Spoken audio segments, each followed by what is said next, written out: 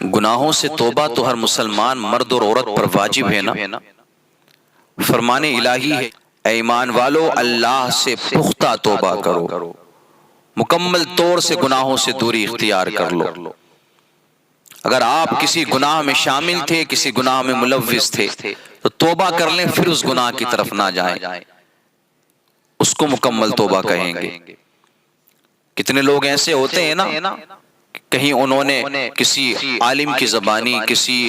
کی زبانی باتوں کو سن لیا، آیتوں کو سن لیا، توبہ کر لی کہ نہیں آج کے بعد نہیں جاؤں گا، پھر تھوڑے دن تک رکا رہا، پھر اسی گناہ میں وہ شامل ہو گیا، ایک عادت سی پڑ جاتی ہے، عادت سی بن جاتی ہے۔ لیکن توبہ کیسی کرنی ہے ہمیں اور آپ کو کہ اگر ہم کسی گناہ میں شامل ہیں، شراب نوشی اگر کوئی کرتا ہے، کوئی زناکاری میں شامل ہے، کوئی بیاج کا کاروبار کرتا ہے، کوئی سود کا کاروبار کرتا ہے، کوئی اگر کسی پر ظلم کرتا ہے، کسی نے اگر کسی پر ظلم کیا ہے، اس نے ایک عادت سی بنا لی ہے کسی کو مارنے کی، کسی پر ظلم کرنے کی، اگر حرام کاری کی عادت پڑ گئی ہے تو اللہ کی بارگاہ میں مکمل توبہ کر لیں ان گناہوں سے کہ مولا میں شرابی تھا لیکن آج کے بعد میں شراب کو ہاتھ نہیں لگاؤں گا، مولا میں زناکار تھا آج کے بعد میں زنا کی طرف نہیں جاؤں گا، مولا میں فلاں کام میں فلاں گناہ میں فلاں حرام کام میں ملوث تھا، مولا میں اس کی طرف نہیں جاؤں گا، تو میری توبہ کو قبول فرما لے۔ تو یار ہو تو صحیح کوئی بندہ ایسا جو اللہ کی بارگاہ میں اپنے گناہوں سے مکمل توبہ کرے، رب کریم تو اس کی توبہ کو قبول فرمانے والا ہے۔ وَالَّذِي يَقْبَلُ التَّوْبَةَ عَنْ عِبَادِهِ وَيَعْفُو عَنْ كَثِيرٍ، اللہ تو وہ ہے جو اپنے بندوں کی توبہ قبول فرماتا ہے اور گناہوں سے درگزر فرماتا ہے۔ دوسرے مقام پہ ارشاد فرمایا وَلَا تَكُونُوا كَالَّذِينَ نَسُوا اللَّهَ، کہیں ایسا نہ ہو کہ اللہ کو جن بندوں نے بھلا دیا ہے، کہیں تم بھی ایسے نہ بن جانا کہ اللہ کو جن بندوں نے بھلایا ہے تمہارا نام بھی ان کی لسٹ میں آ جائے۔ اللہ کو نہ بھلانا، رب کی یاد کو نہ بھلانا۔ میرے آقا فرماتے ہیں جو اللہ سے ملاقات کرنا پسند فرماتا ہے، ملاقات کرنا پسند کرتا ہے، رب کریم بھی اس سے ملاقات کرنا پسند فرماتا ہے، لیکن جو رب سے ملاقات کرنا ناپسند کرتا ہے اللہ بھی اس اپنے بندے کو پسند نہیں فرماتا، اس سے بھی ملاقات کرنا ناپسند کرتا ہے رب کریم۔ تو ہم تو اپنے اعمال ایسے بنائیں کہ جب رب کی بارگاہ میں ہمارا سامنا ہو، اللہ کی بارگاہ میں ہم پیش ہوں تو ہمیں شرمندگی کا سامنا نہ ہو، ہمارے اعمال ایسے نہ ہو دنیا کے اندر، ہم یہاں تو چلو چھپ کر لیے گناہوں میں، گھر والوں سے چھپا لیا، رشتہ داروں سے چھپ گئے، اپنے عزیز و اقربا سے دوستوں سے چھپ کر کے گناہ کر لیا، لیکن میرے عزیزو اللہ سے تو کوئی چیز پوشیدہ نہیں ہے نا، قیامت کے دن سب سامنے آ جائے گا۔ فَمَن يَعْمَلْ مِثْقَالَ ذَرَّةٍ خَيْرًا يَرَهُ وَمَن يَعْمَلْ مِثْقَالَ ذَرَّةٍ شَرًّا يَرَهُ، اگر کسی نے ایک ذرہ برابر بھی نیکی کی ہوگی تو وہ اس کے سامنے آ جائے گی، اور کسی نے ایک ذرہ برابر بھی گناہ کیا ہوگا تو وہ بھی اس کے سامنے آ جائے گا۔ چھپا ہوا تو کچھ نہیں ہے نا، کیسا بھی عمل ہم نے کیا ہوگا دنیا میں سب قیامت میں ہمارے سامنے آنا ہے، لیکن ہاں اگر کوئی بندہ اپنے گناہوں سے توبہ کر لیتا ہے، مکمل فسق و فجور سے وہ دور ہو جاتا ہے، مکمل تائب ہو جاتا ہے، مکمل توبہ کرنے والا بندہ وہ بن جاتا ہے، تو اللہ رب العزت اپنے ایسے بندوں کی توبہ کو رد نہیں فرماتا بلکہ قبول فرما لیا کرتا ہے۔ جو اپنے گناہوں پر شرمندہ ہوتے ہیں، اپنے کیے ہوئے پر شرمندہ ہوتے ہیں، اللہ رب العزت ان کے گناہوں کو معاف فرما دیتا ہے، ان کی توبہ کو قبول فرما لیا کرتا ہے۔ وہ ایک نوجوان تھا نا، جب بھی کوئی گناہ کرتا تو وہ اپنا ایک رجسٹر تھا اس کے پاس میں، اس میں لکھ لیا کرتا تھا۔ امام غزالی فرماتے ہیں مکاشفۃ القلوب میں، وہ جوان اس میں لکھ لیا کرتا تھا، کبھی اگر کوئی اس سے گناہ ہوا اس نے لکھ لیا، کوئی گناہ ہوا پھر اس نے لکھ لیا، پھر کوئی گناہ ہوا پھر اس نے لکھ لیا، لکھتا رہا۔ ارادہ کیا تھا کہ ایک دن آئے گا میں ضرور توبہ کروں گا، میں اپنے ان گناہوں سے باز آ جاؤں گا، کبھی اگر گناہ ہو بھی گیا تو لکھ لیا، لیکن نیت یہی تھی کہ میں اپنے گناہوں سے باز آ جاؤں گا، توبہ کر لوں گا، یہی سوچ تھی، یہی فکر تھی۔ ایک دن کوئی گناہ اس سے ہوا، وہ اس نے رجسٹر کھولا اپنا اس گناہ کو لکھنے کے لیے، معمول تھا اس کا، کہ گناہوں کو لکھ لیا کرتا تھا، رجسٹر اس نے جیسے ہی کھولا تو ابھی وہ لکھنے ہی والا تھا کہ کیا دیکھتا ہے کہ پچھلے جتنے بھی گناہ لکھے ہوئے تھے سب مٹ گئے. جتنے اس نے گناہ کیے تھے اپنے رجسٹر میں چڑھائے تھے، رجسٹر میں لکھے ہوئے تھے، وہ سارے گناہ مٹے ہوئے ہیں.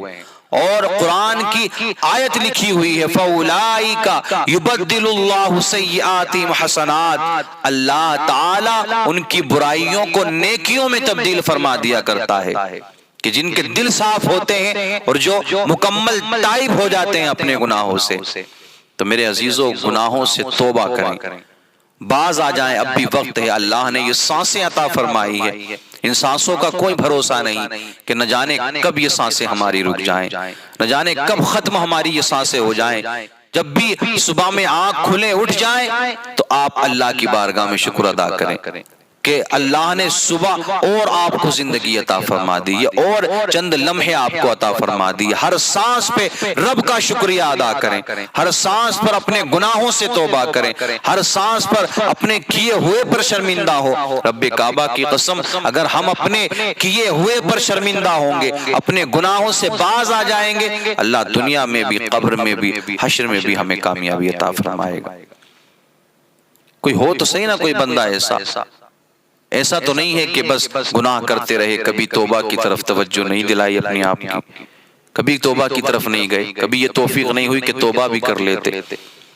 بس گناہوں کی طرف چلتے گئے. آئیں رب کی بارگاہ میں، کریں تو صحیح توبہ، اپنے ہاتھوں کو اٹھائے تو صحیح. اللہ رب العزت تو اپنے بندوں کی توبہ کو قبول فرمانے والا ہے. حضرت ابو ہریرہ رضی اللہ تعالی عنہ آپ فرماتے ہیں کہ میں ایک روز اللہ کے نبی صلی اللہ تعالی علیہ وسلم کے ساتھ نماز عشاء پڑھنے کے بعد میں باہر نکلا کہ راستے میں مجھے ایک عورت مل جاتی ہے. اس عورت نے کہا کہ مجھ سے گناہ ہو گیا ہے، کیا میں توبہ کر سکتی ہوں؟ حضرت ابو ہریرہ رضی اللہ تعالی عنہ فرماتے ہیں یہ بتا تجھ سے گناہ کیا ہوا ہے؟ وہ عورت کہتی ہے کہ مجھ سے زنا ہو گیا تھا اور اس زنا سے جو بچہ پیدا ہوا اس بچے کو بھی میں نے قتل کر دیا ہے شرم کی وجہ سے، کہیں ایسا نہ ہو معاشرے میں مجھے شرمندگی کا سامنا کرنا پڑے. حضرت ابو ہریرہ رضی اللہ تعالیٰ عنہ فرماتے ہیں میں نے اس سے کہا کہ تو نے تو بہت بڑا گناہ کر لیا ہے، ایک تو زنا کیا، پھر جو بچہ پیدا ہوا اس کو قتل کر دیا، اب تیری توبہ قبول نہیں ہوگی. آپ نے اتنا کہہ دیا، آگے بڑھ جاتے ہیں. وہ عورت روتی روتی اپنے مکان پہ چلی جاتی ہے. پھر خیال آتا ہے یار میں نے بغیر اللہ کے نبی کی اجازت کے میں نے اس کو یہ مسئلہ بتا دیا، اس کو یہ بات بتا دی، پہلے اللہ کے نبی سے میں پوچھ لیتا. آپ اللہ کے نبی صلی اللہ علیہ وسلم کی بارگاہ میں جاتے ہیں، عرض کرتے ہیں حضور نماز عشاء پڑھنے کے بعد میں جو آپ کے ساتھ میں باہر آیا تھا، راستے میں ایک عورت ملی تھی، اس نے اپنی یہ بات مجھے بتائی ہے، یا رسول اللہ اس کا یہ کیا گناہ ہو؟ اس کا گناہ معاف ہو جائے گا، وہ توبہ کرے گی تو توبہ قبول ہو جائے گی. میرے آقا نے فرمایا، اللہ کے رسول صلی اللہ علیہ وسلم نے قرآن کی ایک آیت کو تلاوت فرمایا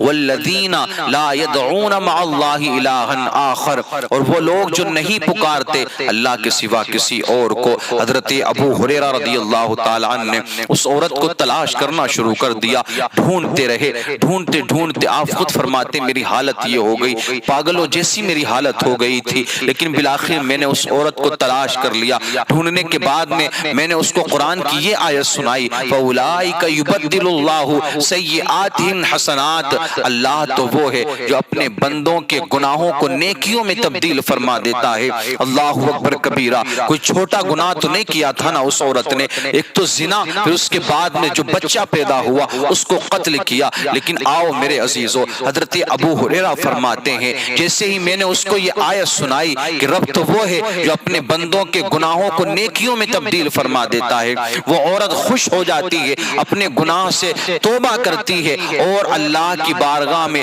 وہ ایک باغ کی مالکہ تھی، وہ سارا باغ اللہ کی راہ میں خرچ کر دیتی ہے، اللہ کی راہ میں وقف کر دیتی ہے. تو ہو کوئی بندہ ایسا، اپنے گناہوں کی طرف نظر نہ ڈالیں، بلکہ اللہ بڑا رحیم ہے، اللہ رب العزت بڑا کریم ہے. جب رحم کرنے پہ آتا ہے تو پھر اس کے رحمت و کرم کا کوئی اندازہ نہیں لگا سکتا. ہم اپنے گناہوں کو نہ دیکھیں بلکہ اللہ کی رحمت کی طرف نظر فرمائیں، اللہ کی رحمت کی طرف نظر کریں، تو انشاءاللہ العزیز رب کریم ہمارے گناہوں کو معاف فرما دے گا.